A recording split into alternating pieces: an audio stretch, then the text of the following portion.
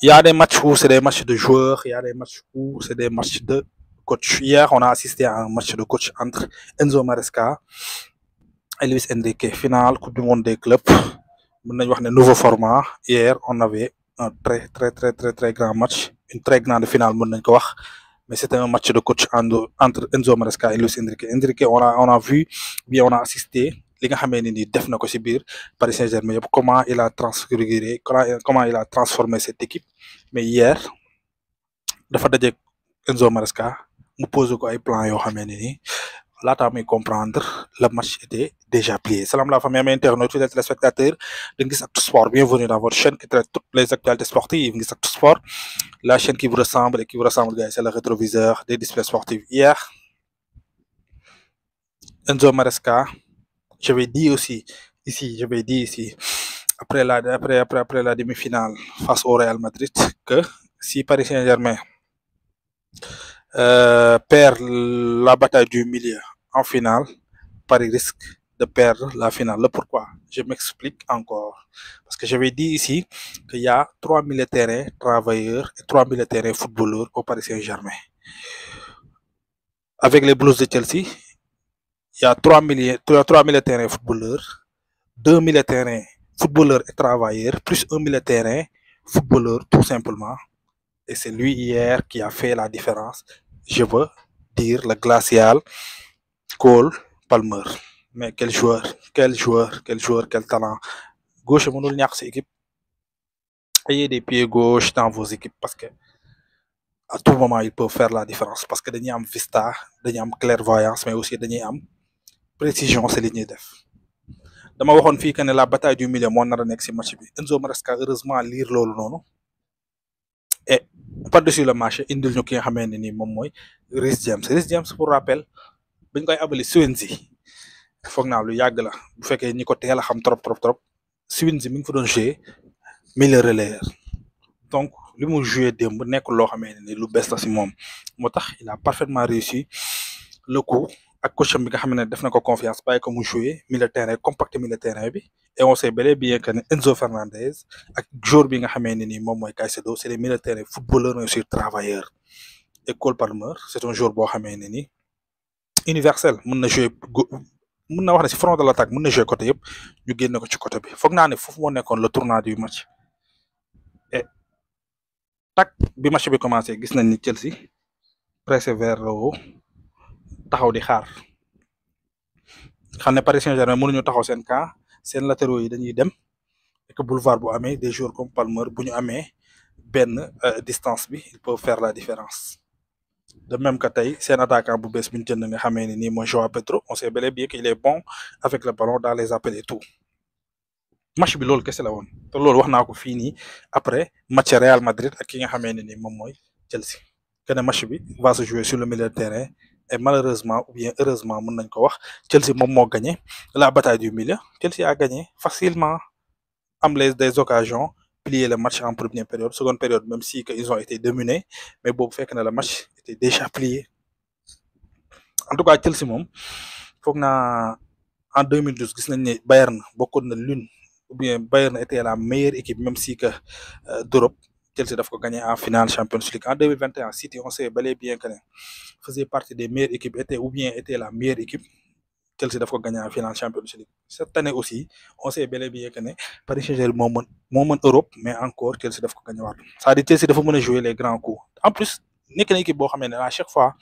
potentiel bi daf fay bëri ils ont de très grands joueurs. La place de Jackson est menacée. Je sais pas, mais la place de Jackson est menacée parce que Jackson actuellement, ce que Joao Pedro est en train de faire, ce que Delap est en train de faire, on sent bel et bien qu'il est en train d'être recalé petit à petit sans pour autant que moom mu xam ko peut-être sax xam na ko mais bon saison dafa gudd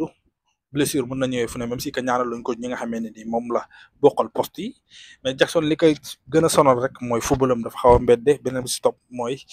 parfois côté indiscipline bi tuuti yenn erreur yi muy def mais on sait bel et bien que ne ñii du Joao Pedro du Delap ëpp ñu ko talent peut-être mën nañ ko ëpp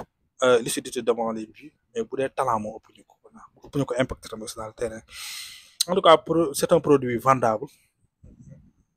à son comment dire son agent Diamansi Camara fexe ko wutal porte de sortie bu fekkee ne bëgguñu mu nekk foofu noonu ay doublure wala triplet bëgguñu mu nekk loolu mais ñu wutal ko ici en tout cas Chelsea gagné na coupe du monde des clubs bi mu nekkoon compétition bu neex on a vu de très bons joueurs on a vu parfois aussi des surprises on a vu des équipes comme Real Madrid nekk si phase de transition fébrile jusqu'à présent mais peut-être début de saison bi danañ indi leneen avec l'aide de leur nouveau coach mais en tout cas Chelsea champion du monde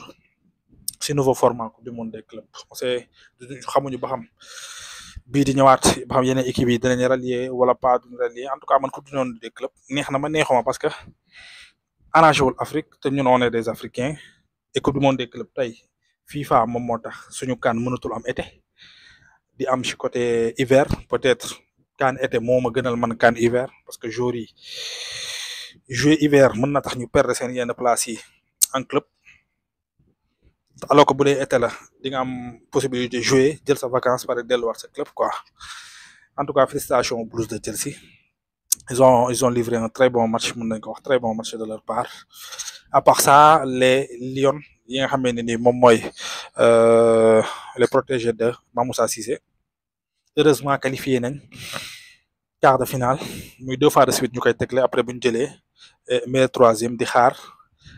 si je ne me trompe pas ki équipe bi jël première si poule C pour ñu mën a jël pour ñu mën a xam kan la ñuy dajal si quart de finale yi en tout cas amaat nañ chance muy si CAN féminine bi ñu xaar ñoom lan la ñuy indi à part ça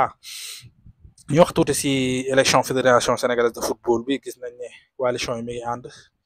que déjà Madi Touré a déroulé sa feuille de route déroulé li nga xam ne ni aussi mooy programme lim nar on sait bel et bien que c'est un candidat boo xam ne à chaque fois dafay indi de très bon programme ñu ngi ruuma ndaat àndam coalition ou bien moom ak ki nga xam ne ni mooy Augustin Senghor parce que c'est fort probable parce que Augustin jàpp naa ne li mu def si football bi yëpp c'est pas normal ñu koy recalé carrément ci football bi parce que loolu pertement la parce que il a le vécu am na carnet d'adresse bi am na lépp donc coalition Madi Touré dina nekk coalition gagnant-gagnant la pourquoi parce que Madi Touré day gérer intérieur parce que Madi Touré nee na bu gagné dafay bàyyi li nga xam ne mooy présidence génération foot concentré wu ci li nga xam ne mooy présidence sénégalaise de football FSF mais bu ànd ak Augustin def coalition moom Augustin mën na bokk ci COMEX bi parce que boobu Augustin du dem élection dafay topp ci ginnaaw Madi Touré pousse ko te bu fekkee dafa dem élection du mën a bokk ci COMEX bi donc ñoom ñaar ñi ngi ñaan yàlla loolu am mooy seen coalition boobu noonu bu ko defee Madi si une fois que mu nekk président Augustin moom dafay topp ci ginnaaw bokk ci COMEX bi mais aussi dina mën a gérer extérieur Madi gérer li nga xam ne ni mooy intérieur parce que football bi